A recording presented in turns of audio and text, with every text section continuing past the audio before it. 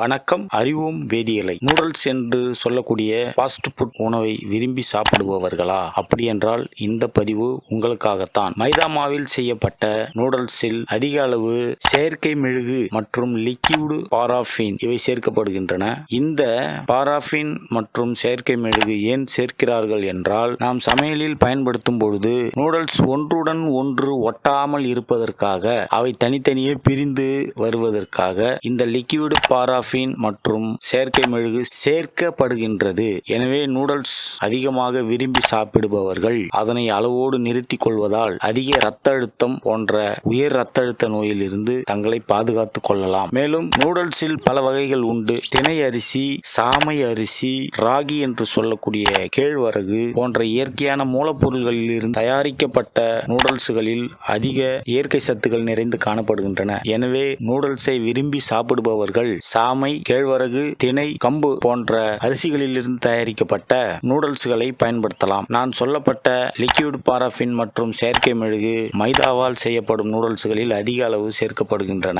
வேறு ஒரு நல்ல பதிவில் உங்களை மீண்டும் சந்திக்கும் வரை நன்றி, வணக்கம்.